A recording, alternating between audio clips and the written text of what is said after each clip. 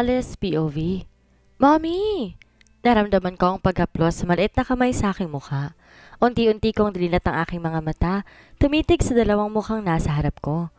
Wala sa sariling napabangon ako at mahigpit silang niyakap. Main, Alexus, bulong ko. Di ko mapigilang mapaiyak ng malakas. Nandito na sila. Nandito na ang mga anak ko. Nagkatotoo ang pangako sa akin ni Miguel. Gagawin niyang lahat para maligtas na may balik ang mga kambal. Baby, okay lang ba kayo? Hindi ba kayo sinaktan ng mga taong dumukot sa inyo? Tanong ko habang umiiyak. Agad silang umiling. Hindi po, Mommy. Basta na lang kami iniwan sa church, sagot ni Maine. Natigilan ako at ginala ang tingin sa paligid. Nasaan si daddy ninyo? Siya ba ang sumundo sa inyo doon? Tanong ko. Agad na umiling ang kambal. No po, Mommy. Yung priest po ng church ang nagatid sa amin. Di pa po namin nakikita si daddy. Dumiretso na po kami rito sa room pagkarating namin, sagot ni Alexus. Wala sa sariling tumingin ako sa orasan dito sa kwarto. 10:00 na ng gabi. Nasaan si Miguel? May kung anong pangamba na biglang gumuhit sa puso ko. Bigla ako nakaramdam ng pag-aalala sa hindi ko malamang dahilan. Muli kong binalingan ng mga anak ko at isa-isang hinaplos ang kanilang pisngi. Pareho silang nakangiti habang nakatitig sa akin. Mukhang di naman sila nasaktan nang dumukot sa kanila na labis kong ipinagpapasalamat. Tinignan ko ang mukha ng mga ito at buong katawan at nagpasalamat ako dahil wala ako nakita kahit na isang galos. Agad akong tumayo sa kama, nakangiting nagsalita. I'm sure gutom kayo. Ipaganda ko yun ng pagkain. Wika ako. Agad naman silang tumango at bumaba na rin siya ng kama. Sabay na kaming lumabas ng kwarto. Pagdating sa kusina, nadatnan namin si nanay na malungkot na nakaupo. Agad tong tumayo na mapansin ang pagdating namin. Gusto niya na bang kumain? Tamang-tama maraming pagkain sa loob ng ref. Iinitin ko lang. Maupo muna kayo dyan? Wika nito sabay punos ng luha sa mga mata. Nagtataka naman akong tumitig dito. Nay, ayos lang po ba kayo? Ako na pong bahala sa pwedeng kainin ng mga bata. Magpahinga na muna po kayo. Wika ako dito. Malungkot tong tumitig sa akin sabay tango. Sige, Iha. Ikaw na munang bahala dito. Pasensya ka na dahil masama talagang pakiramdam ko. Sagot nito at nagmamadaling tumalikod. Naweirdohan naman akong sinundan na lang to ng tingin. Napapailing pa ako bago lumapit sa ref. Tinignan kung anong pwedeng maihain sa kambal. Katulad ng sinabi ni Nanay Hilda, maraming pagkain sa ref. Isa-isa kong nilabas sa mga ito at namili ng pwedeng iinit. Gabi na rin naman at alam ko, konti lang ang pwede kong ipakain sa kanila. Pagkatapos mainit ang mga pagkain, sinabayan ko na sila. Hindi ko na rin nagpapansin si Miguel sa paligid. Mukhang umalis to ng manson, pero sana naman to pagpupunta. Nandito na ang mga bata, at ayon sa mga ito kanina, inihatid lang sila ng priest. Imposible namang umalis pa ng manson si Miguel, gayong nandito na ang kambal. Di ko na mapigilan ng mapabuntong hininga ng malakas. Nagtataka namang tumitig sa akin ang kambal. Pilit ko silang initian at sinabi sa mga ito na ituloy na nilang pagkain. Pagkakain ng kambal, sinamahan ko sila sa kanilang kwarto. Tinulungan ko na rin silang maglinis ng kanilang katawan. Mukhang maayos lang naman sila. Di rin sila nakikitaan ng kahit anong pagkatroma. Pero kahit nabala ko pa rin silang dalhin sa ospital bukas, ito na rin siguro ang chance para makilala sila ni Kuya Danilo. Di ko tuloy maiwasang makaramdam ng pangungulila sa kanya. Lagot talaga ako nito kapag magkita kami ulit. Alam ko hindi ito sang-ayon sa naging desisyon ko. Pagkahiga sa kanilang kama, napansin kong halos sabay na silang nakatulog. Pinagmasdan ko muna sila ng ilang saglit bago ko nagpasyang muling bumalik ng kwarto. Pagkapasok sa loob ng kwarto, hindi ko maintindihan ang aking sarili.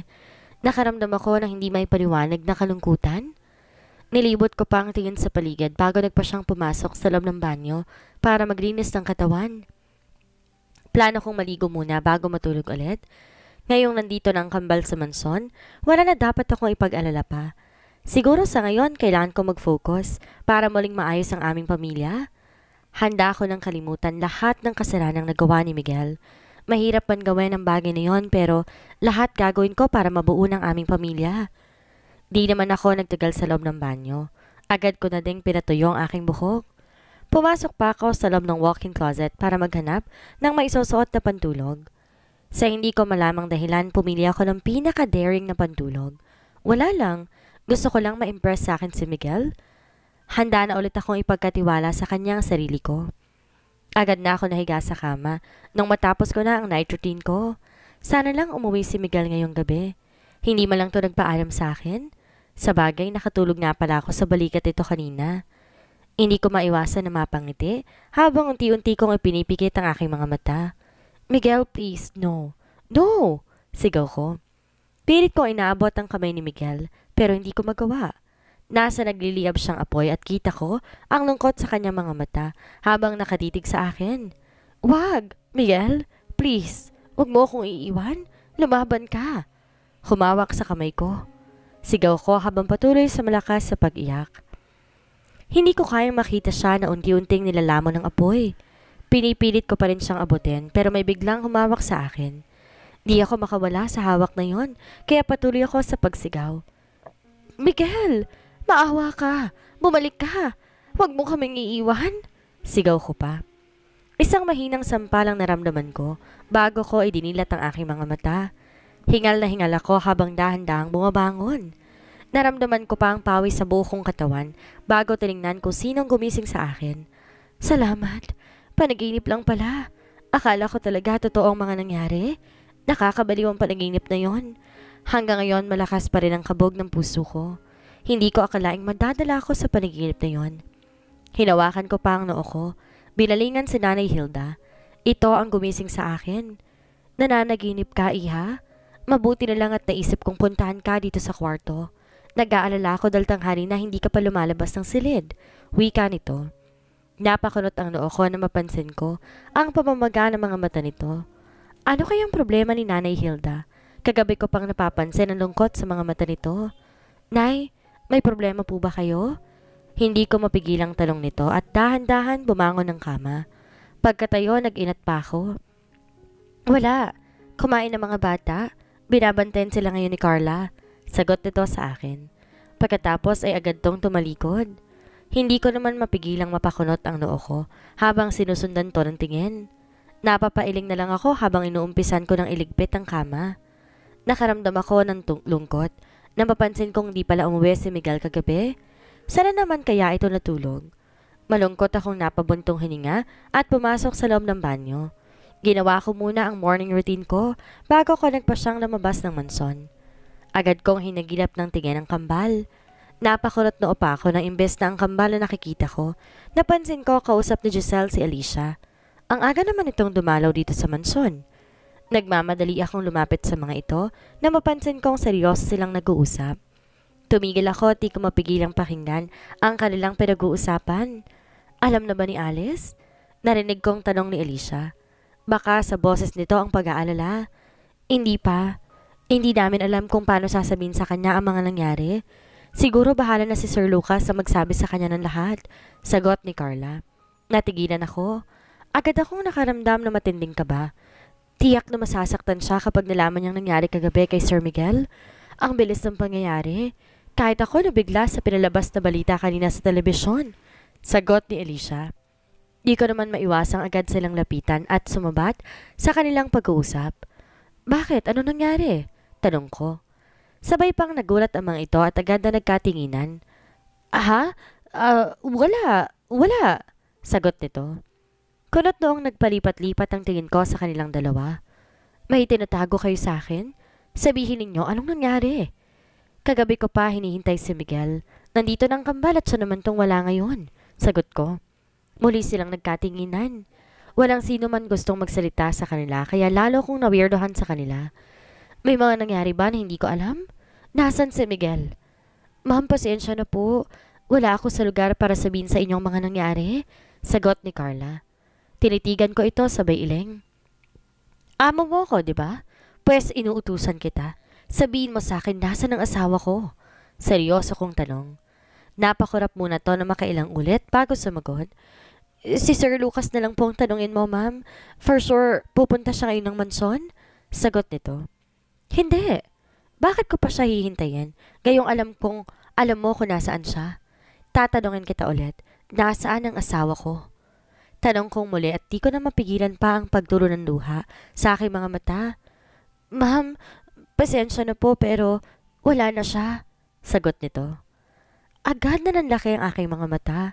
Naguguluhan akong napatitig dito. Anong wala na? Bakit? Saan siya nagpunta? May business trip ba siya sa ibang bansa? Pero wala naman siyang binanggit sa akin kagabi. Katunayan ang tungkol sa pagliligtas sa kambal ang naging topic namin kagabi. Naguguluhan kong tanong. Lalo ako nakaramdam ng takot. Wala na po siya, ma'am. Kasama siya sa mga nasawi kagabi sa pagsabog sa loob ng warehouse kung saan ipinalit niya ang kanyang sarili para mailigtas ang kambal. Sagot nito. Agad na nanlaki ang aking mga mata. Pakiramdam ko biglang namanhid ang buo kong katawan dahil sa mga narinig.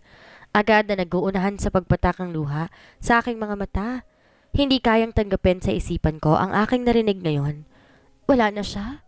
Wala nang asawa ko? Bulong ko habang hilamang luha ng dalawa kong mata.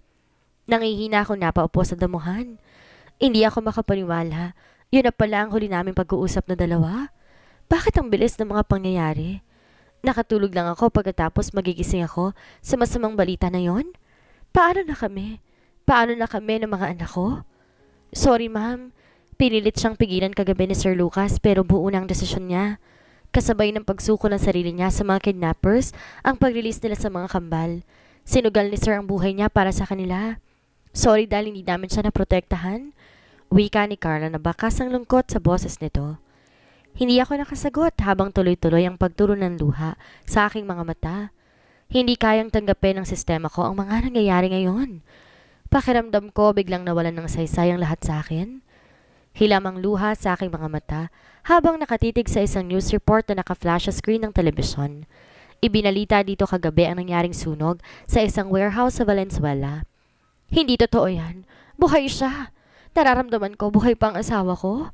Paulit-ulit kong wika habang nakikita ko na isa-isang nilalabas sa mga body bag kung saan nakalagay ang katawan ng mga nasawi. Hindi ko na naiintindihan pa ang sinasabi ng newscaster dahil sa sama ng loob na nararamdaman, pero isa lang sigurado ko. Hindi na makilala ang mga katawan dahil sunog na. Halos 9 kataong nasawi at pinaghihinalaan na isa sa mga yon si Miguel. Ma'am, huminahon po kayo, baka kumapano kayo. Narinig ko pang wika ni Carla. Hindi ko ito pinansin bagkos para akong nauupos na kandila na pabagsak na naupo sa sofa. Hindi matanggap ng kalooban ko na dito matatapos ang lahat sa amin. Carla, sabihin mo, buhay pa siya, di ba? Hindi siya kasama sa mga nasawi. Sabihin mo sa akin, maawa ka. Malakas si Miguel at di siya basta-basta mapapatay ng kung sino. Sigaw ko. Di naman nakasagot si Carla bagkos, bakas sa mata nito ang awa habang nakatitig sa akin. Parang gusto kong magwala dahil sa sakit na nararamdaman ko. Bakit ganito naman ang nangyari? Bakit ang bilis naman niyang kunin sa akin? Mas tanggap ko pa na mabababae siya kaysa tuloy na siyang mawala sa amin. Paano na mga anak namin? Ano pa ang halaga ng lahat kung wala na siya? Alice, wag kang magpapatalo sa kung ano man ang nararamdaman mo ngayon. Isipin mo na may mga batang umaasa pa sa'yo. Ngayon mo kailangan maging malakas.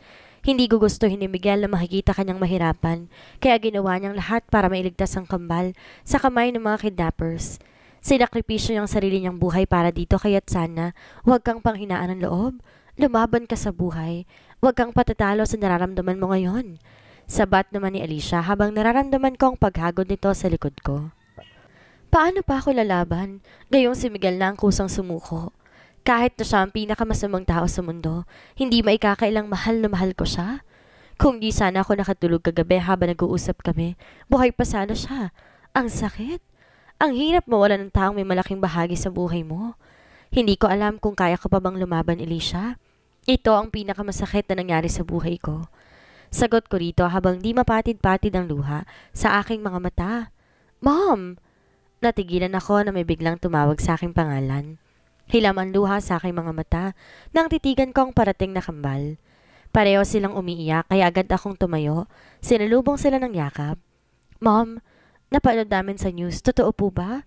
Wala na si Daddy? Tanong ni Alexo sa kabila ng paghikbi. Di ako nakasagot dahil pakiramdam ko.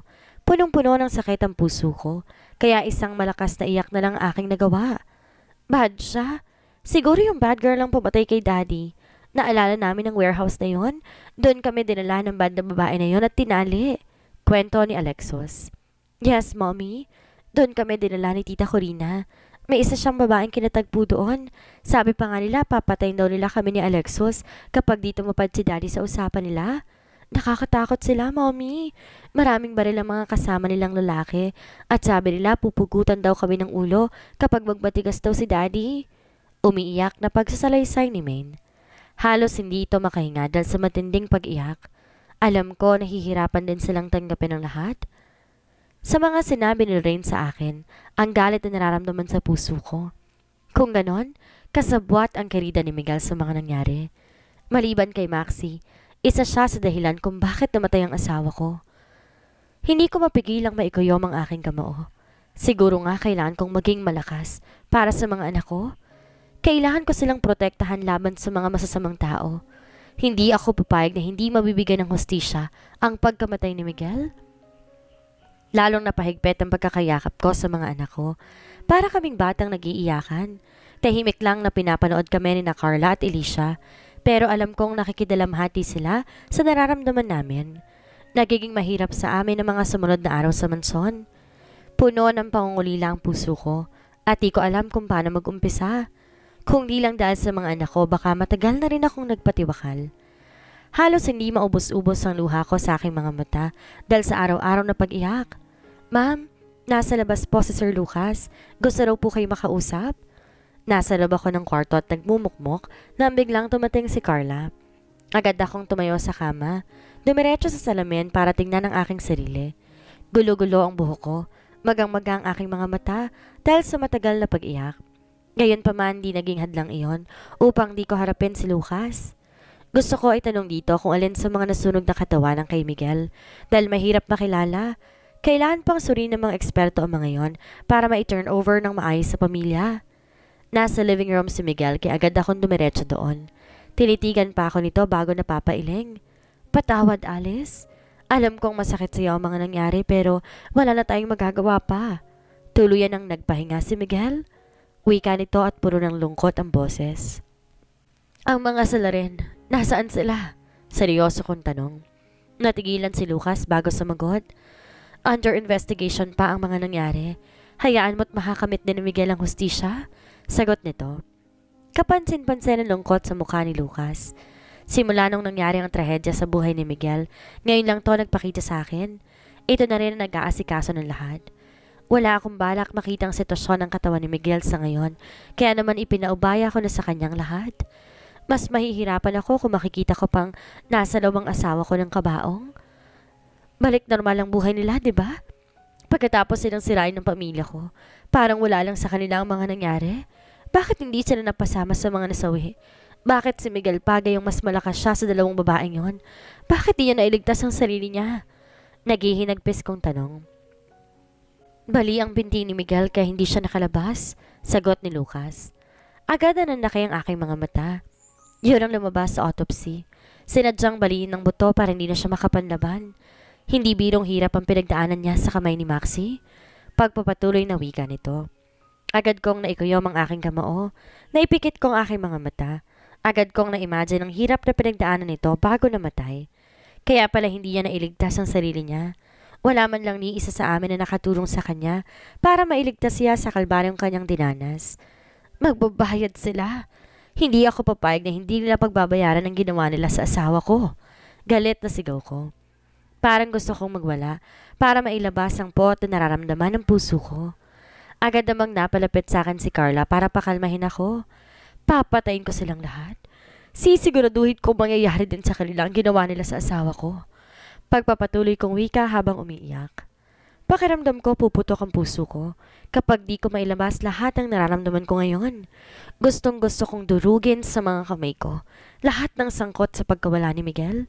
Hindi ako papayag na hindi ito makakamit ang hustisya para sa kanya. Alice! Natigilan ako sa pagwawala nang marinig ko ang pamilyar na boses na iyon. Agad akong napaiyak na makita ko ang papalapit na si Kuya Danilo. Mabilis ko tong sinalubong at yumakap sa kanya. Kuya! Wala na siya. Wala nang lalaking mahal ko. Humahagulhol kong wika. Para kong isang bata na inagawan ng candy habang hilam ang luha sa mga mata. Mahigpit na nakayakap sa taong alam kong hindi ako kayang tiisin. Agad ko namang naramdaman ang paghagod nito sa likod ko. I know, sagot nito. Hindi ko kaya, ang sakit. Pakiramdam ko mababaliw ako dahil sa sakit na aking nararamdaman. Tulungan mo ako, kuya. Tulungan mo akong makamit niya ang hustisya. Nagsusumamo kong wika. Pakiramdam ko bigla ako nagkaroon ng kakampi sa katauhan ni Kuya Danilo. Kung gusto mong makamit ang hustisya para sa kanya, kailangan mong magpalakas, Alice. Marami ang tutulong sa'yo. Marami ang nagmamahal sa'yo. Wika ni Kuya. Tanging malakas sa pag-iyak lang ang naging sagot ko. Alam ko masakit, pero wala na tayong magagawa pa. Hindi natin kayang ibalik ang mga nangyari na. Hindi ka po pwedeng maglugmok sa ganitong sitwasyon. Gusto mong gumante, di ba? Gusto mong bigyan ng hustisya si Miguel. Pwes ngayon palang magpalakas ka na. Tandaan mo, laging natatalo ang mga mahihina. Wika nito at kumalas sa pagkakayakap sa akin. Seryoso akong tinitigan sa mga mata. Umaasa ako magiging maayos ka na, Alice. Hindi ko inaasahan na mangyayari to sa'yo. Alam mo bang nakausap ko si Miguel? Kinausap niya ako kung gaano siya kaseryoso sa'yo at nangako siyang paliligayahin ka niya sa abot ng kanyang makakaya. Pero nangyari naman ang trahedyang ito. Oo, sobrang sakit. Pero ano pa nga bang magagawa natin kundi tanggapin ang lahat? May mga anak na kayo, Alice. Huwag mong kalimutan ang bagay na yon. Isa pa, huwag mong sayaan ang ginawang sakripisyo niya. Mailigtas lang kayo sa kapahamakan. Pahalagahan mo ang mga naiwan niyang alaala. Mahabang wika ni Kuya. Di man nagsisingkin sa akin ang lahat ng sinabi nito, pero medyo naliwanagan naman ako. Iisa lang ang tumatakbo ngayon sa isip ko. Iisa lang ang gusto kong mangyari para makamove on ako. Yon ay ang mabigyan ng hustisyang pagkamatay ng asawa ko. Si Miguel, na simula nang bumalik ako sa buhay nito, hindi ko man lang naipadama dito kung gaano ko siya kamahal. Hindi ko man lang nabanggit mula sa sarili kong bibig kung gaano siya kahalaga sa akin. Huli na. Huling-huli na ang lahat? Ano nga kaya ang nangyari kay Miguel sa pakikipagkita niya kay Maxie? Tuluyan na nga kaya siyang namaalam? Ano ang gagawin ni Alice para mapagbayad ang may sala sa pagkamatay ng asawa? Yan ang ating aalamin sa susunod nating kabanata.